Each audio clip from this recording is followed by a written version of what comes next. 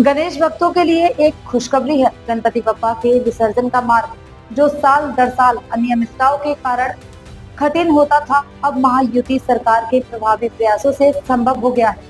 मुख्यमंत्री देवेंद्र फडणवीस और सांस्कृतिक मामलों के मंत्री एडवोकेट आशीष शेलार के अथक प्रयासों से गणेश विसर्जन की पारंपरिक गरिमा पुनः स्थापित हुई है। इससे गणेश मंडला और भाविक के बीच सामंजस्य स्थापित हुआ है। यह निर्णय न केवल प्रशासनिक दृष्टि से बल्कि जन भावनाओं का सम्मान करते हुए भी लिया गया है, जो कि पारंपरिक मार्ग मोकाला है। इसलिए मेरवान मुकाम में विसर्जन अधिक भव्य और भक्तिमय वातावरण में होगा। गणेशोत्सव महाराष्ट्र की सांस्कृतिक का गौरव है, पर ऐसे सकारात्मक निर्णयों से भक्तों का सरकार के प्रति विश्वास बढ़ा है। महायुति सरकार और नेताओं का हार्दिक आभार है। गणपती बाप्पा मोरया आज अतिशय आनंदाने गणेश भक्तांच्या प्रयत्नांना यश मिळालं। पीओपी वरची बंदी जी पूर्वी घातली होती ती न्यायालयाकडनं राज्य सरकारने सोडवून घेतली।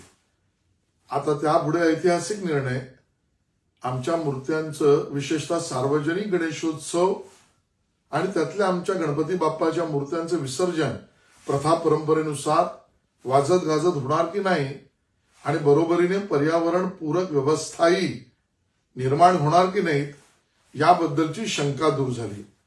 मला स्वतःला याचा खूप आनंद आहे की मी स्वतः राजीव गांधी आयोग जो माझ्या विभागांतर्गत माननीय काकोडकर साहेबांच्या नेतृत्वात त्यातला आलेला अहवाल पीओपीच्या मूर्त्यांना परवानगी द्यायला मदतनीस ठरलाच, पण बरोबरीने दुसऱ्यांदा अभ्यासगट निर्माण केल्यावर पीओपीवर प्रक्रिया होऊ शकते आणि म्हणून या सगळ्याला समुद्र आणि नैसर्गिक जलस्रोतांमध्ये विसर्जनाचा रस्ता हा काढता येऊ शकतो ही भूमिका अहवालातनं मांडली।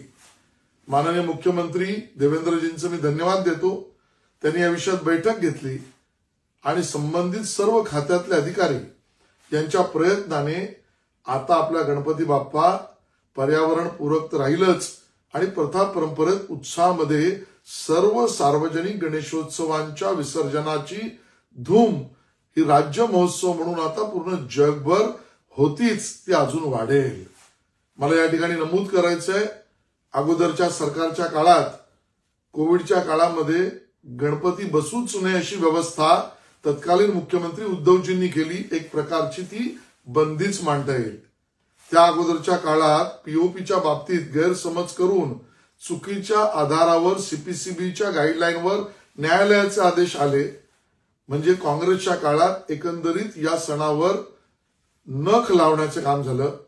या दोन्ही बंधनातून मान्य देवेंद्रजी महायुतीच्या सरकारने गणेश भक्तांची इच्छा पूर्ण केली आणि आता आपला लालबागचा राजा असो, चिंचपोकळीचा चिंतामणी असो, गणेश गल्ली असो, गिरगावचा राजा असो, उपनगराचा राजा असो, 6 फुटाच्या वरचे सर्व सार्वजनिक गणेशोत्सव दिमाखात विसर्जनाचे सोहळे होतील आणि त्याबरोबर त्या 6 फुटाच्या खालचे आमचे गणपती बाप्पा पर्यावरणपूरक कृत्रिम तलावामध्ये विसर्जन होईल।